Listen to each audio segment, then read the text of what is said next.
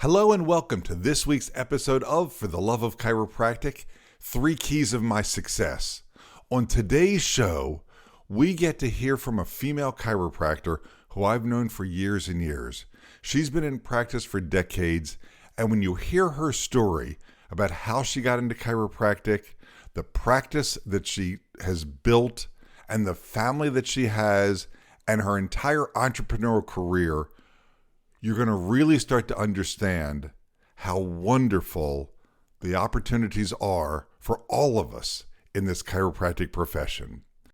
I hope you enjoy listening to the story of Dr. Melinda Keller as much as I enjoyed getting to record it with her, and be sure to hit subscribe so you never miss a single episode. Hello and welcome to Secrets of My Success, part of For the Love of Chiropractic podcast series. On each episode, I'll be interviewing one highly successful doctor or business person, asking them what are their 3 keys of success or secrets they've used to make themselves so highly successful. So let's get started with today's show. I have the pleasure of having on the phone with me today a longtime friend. Dr. Melinda Keller is speaking to us from her office in New York. Melinda, are you there? Yes, I am, Robert. And so happy to be speaking to you today. It is so good to hear your voice. I mean, you and I have known each other so many years, and frankly, we've watched each other grow up in the chiropractic profession. So remind me, how many years have you been in practice? Robert, next month we will be starting year 44.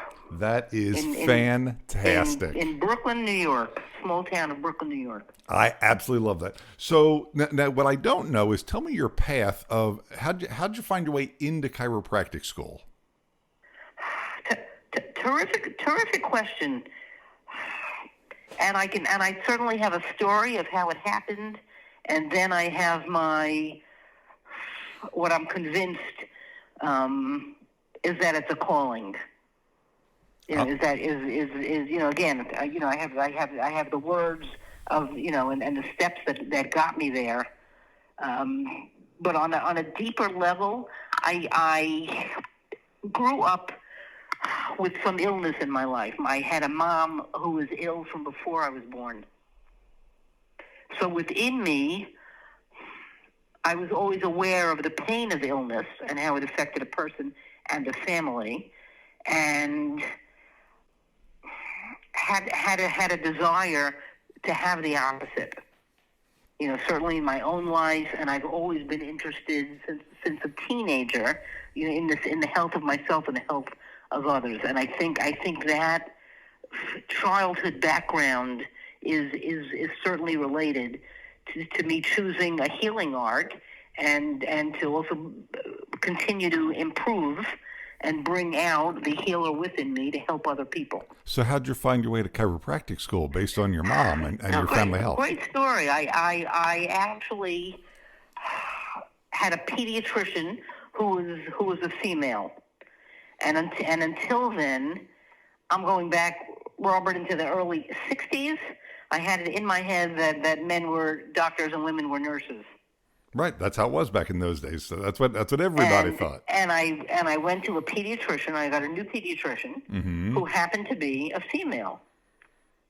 And after meeting her, decided that I wanted to be a doctor. That's really cool. All right, so fast forward. So you go to chiropractic school. You graduated from where?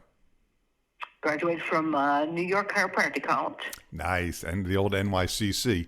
And, yes. And when you graduated, so you associated or you opened right up? Terrific story. My plan was to associate. I had, Robert, lost, unfortunately, both of my parents passed on when I was in chiropractic school. Ooh. And I was when I came back from school, I resided with my paternal grandmother, who really raised me. Okay. And she was, probably in her late 80s at the point. Mm-hmm. And financially, there was truly nothing. Yeah, I get that. So my decision was, okay, I'll associate. I know I want Brooklyn. And I went around to different chiropractors in the Bay Ridge area of Brooklyn, pretty much knocking on their doors introducing myself and see if they had a potential associateship. Okay. And met 5, 6 different people. Sure. I walk into, Robert, one office, of which 2 brothers, probably in their 60s, maybe early 70s, are practicing in Bay Ridge, Brooklyn. Mm-hmm. And in 5 minutes, they went from offering me an associateship to offer me a partnership to offer me a practice. That doesn't surprise me because anyone who knows you, right, knows your personal power. Even back then, I'm sure. They were ready to retire. They were done. Mm-hmm. So when they went to offer me the practice, they took out their business files. These guys are busy. Okay. These guys were incredibly high volume practice. Now, what does that mean? Neither of them was healthy at all. They truly smoked cigarettes in the office during patient care. The ashtray, I promise you, was in the adjusting room. Yep, I have seen that in old practices. You know, the office was old and paneled, and they weren't healthy, and they smoked. But when they opened their particulars, because they were discussing selling me the practice, these guys were high volume chiropractic. So in those days, what did that mean? I mean, their office was packed. They were both at full capacity. Okay, that's awesome. Okay, probably so keep going. 200, probably a volume of maybe a couple of hundred people a day between the 2 of them. Okay, that's awesome. Of which I said to myself, wait a second. If people will see them, people will see me. People will come to me. Of course. And I started looking for office space. Mm-hmm. And I went to several office spaces in Brooklyn, and financially nothing was feasible. Sure. And I'm walking home from the bus stop one day to my grandmother's, and I pass the chiropractor, who I've passed for years, only his shingle was down. Oh. So I called him up on the landline and said, Dan, I passed your shingle. I think you've been vandalized. I think somebody took your shingle. And he said, oh, no, I just moved. Wow. I said, you did? He said, yes, I just moved. I said, oh, is the office available? He said, I don't think so. I went and knocked on the people's doors, 4 blocks from where I grew up. And they opened the window on the 3rd floor, and I was 24 at the time, Robert. I might have looked 16. Sure. And they were upset with the prior chiropractor, and they wouldn't speak to me. Okay. Well, I went back and knocked again, and they wouldn't speak to me, and I went back and knocked again, and they started speaking to me, and I went back and knocked again, and he showed me the office. Okay. Which was in their basement. It's in the basement of a private house. It is 300 square feet. It is like 16 by 16, divided by 4 with paneling, with no bathroom. Okay. On the right are the 6 chairs. On the left is where the receptionist would sit, and then there were 2 rooms to adjust people. Okay. No bathroom. However, if the patients had to, they could use their bathroom upstairs. All right. So humble place to begin from. Of which I said, how much? Yeah. $200 a month. Sold. Where do I sign? Yep. All right. That was my first, and that's office number 1. I love that. He put a bathroom in for me. Yeah. Well, that was nice of him. All right. So I absolutely love that. So fast forward. Tell me about your office now. Office now. This is office number 3. Okay. I need to backtrack I won't take more than 2 minutes. Okay. Financially, I had nothing. Sure. My grandmother's friend's son-in-law had a carpet store. He gave me a remnant for $100. Yep. A friend of mine worked in office furniture and gave me some chairs. Yep. A chiropractic friend of mine was upgrading his phone system and gave me his phone system. I bought a Safeguard One Right system in 1981. From Parker, I bought some pamphlets. I ordered some stationery and cards. Mm-hmm. My friend, who's my best friend to this day, was in dental school. They gave her $5,000 extra on her loan. Wow. This is February 82. Mm-hmm. She said to me, "It's yours." She said, "Melinda, sink or swim. Come September, I need this $5,000 back." Yep. And that's how I opened my first office. And my grandmother gave me $1,000, I think. There's a great story in there. The moral of the story, it doesn't take a lot of money to start a practice. Right. And friends of mine Mm-hmm. from chiropractic school Mm-hmm. were opening up their own offices as well. And they were signing up with some guy named Larry Markson Mm-hmm. out of Flushing, Queens, New York, Yep. to do something. Yep. Of which I said, "Okay, if you're doing it, I'll do it." Sure. And I went to speak to him in his office. Uh-huh. And I introduced myself, and he said, draw me your office that you just rented. So I took a piece of paper out and drew a box and divided it by 4. Mm-hmm. And he told me he wouldn't take me. Okay. He said, "This will never work. I'm not for you." Okay. I had to convince him to accept me. Mm-hmm. Yeah. So I went to the Seminar 1 and Seminar 2 before I opened. Okay. And I sat up front, and Robert, whatever he told me to do, I did 10 times. Mm-hmm. He said, "Go out and meet 5 people on your lunch break." Mm-hmm. I met 20 and Yep. gave out cards. He said, "Go into your community and give a talk once a week." I went every day. Yep. He said, "This is what you say in consult. This is what you say in report. This is what you say in your special consultation." I read it.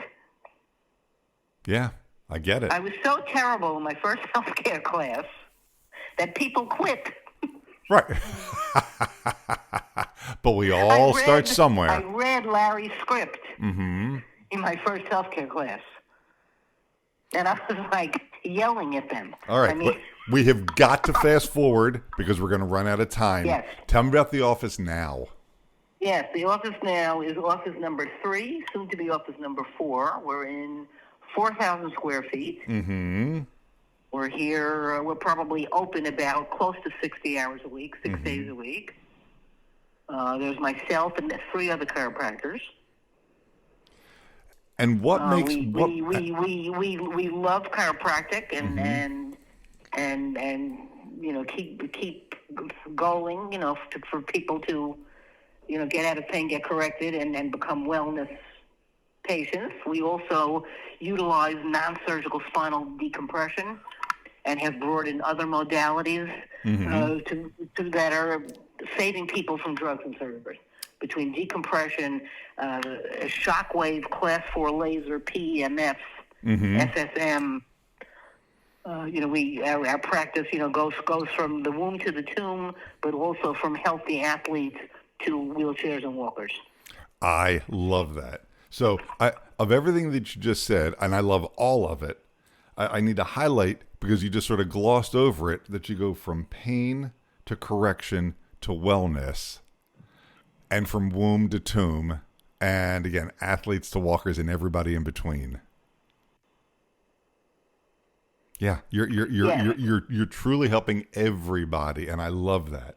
So, having built 3, now 4 offices, and having started with nothing and become hugely successful in arguably one of the greatest cities in the world, part of New York City, what would you say your 3 keys? Although you've moved up some ranks. Well, okay. You're right next to the Eagles. What would you say your 3 keys of success are that you want to share? Oops, certainly not that. Apologize. 1, caring for the patients. Mm-hmm. Truly feeling that nobody could care for them more. Taking a personal interest in people's lives, not just their spine. By the end of my first consult, I'm interested as who is this human being? Are they a parent? Are they a grandparent? Yeah. Do they live around the corner? Do they take 2 buses and a train? Yeah. Who is this person in front of Are me? they retired? What do they like to do when they're not working?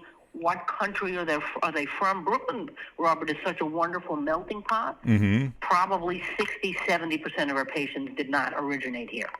I love that. Where are they from? How long are they here? So really getting to know your patient and care for the person, not a patient, Yeah, the doctor, person. I'm a relationship person. Mm-hmm. And I know that about you. Caring about them.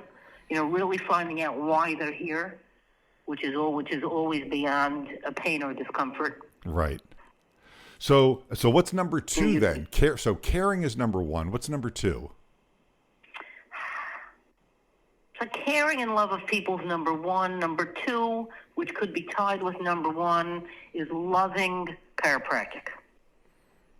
Is to no degree, Robert, of uncertainty that I am better with the bone in place than out of place. Mm-hmm. I am down at that table getting checked, getting my nervous system checked once, sometimes twice a week.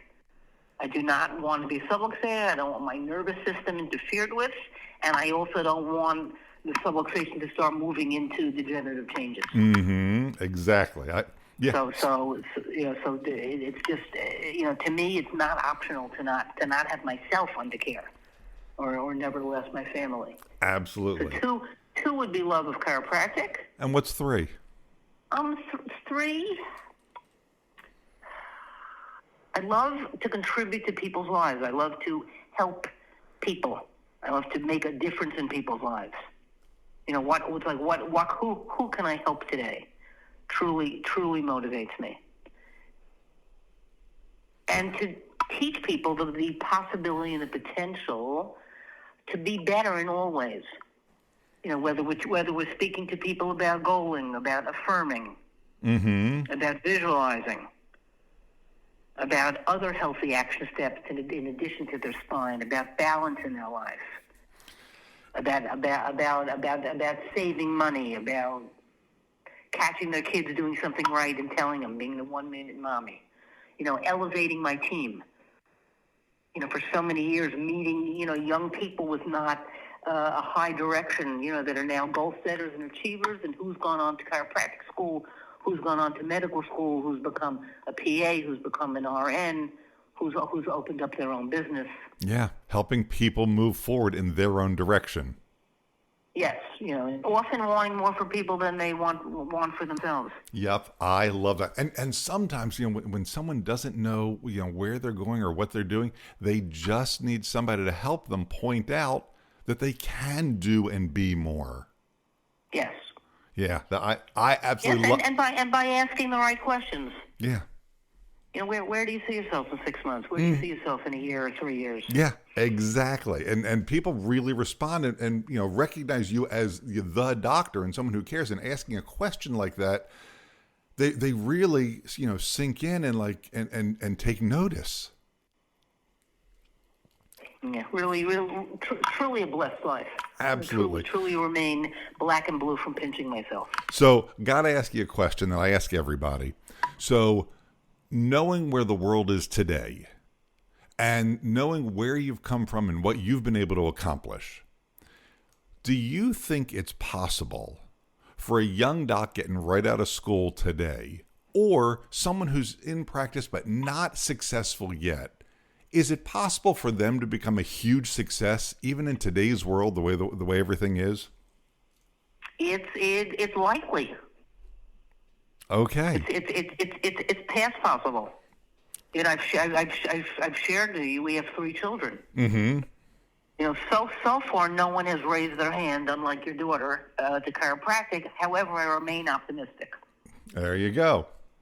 Okay. I would want it for my own children. I think that's the highest endorsement. It is to me the world's greatest profession. It is not always the easiest profession, but it is terrific. It is fulfilling, and it's just a matter of sharing with people. I find, Robert, for the most part, people have no idea what we do. Oh, absolutely. I to this day, every day, meet educated, intelligent, well-traveled, experienced, worldly people that I have conversation with that find that I'm a chiropractor and are clueless to what I do. Yep. And so often when you or I or any other chiropractor meets that person, that's the only chance you're going to have to peel their brain open and put something in there. So I tell everybody, be very specific about what you tell them chiropractic is, because you may be the only chiropractor they'll ever speak to. Yes. Yeah. Agreed. All right. So our time sadly is running short. I got to ask you, how do you define business success?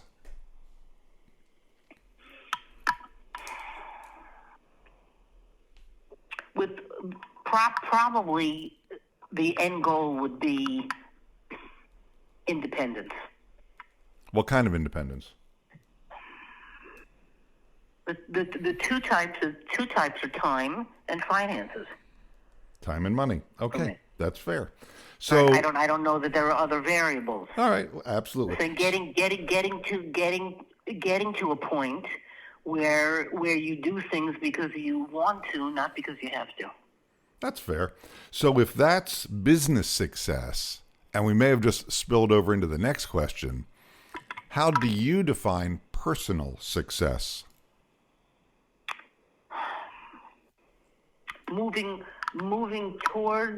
Continually moving, Robert, towards my goals and staying balanced. I just had an ULA conversation prior to speaking to you. What is an ULA conversation?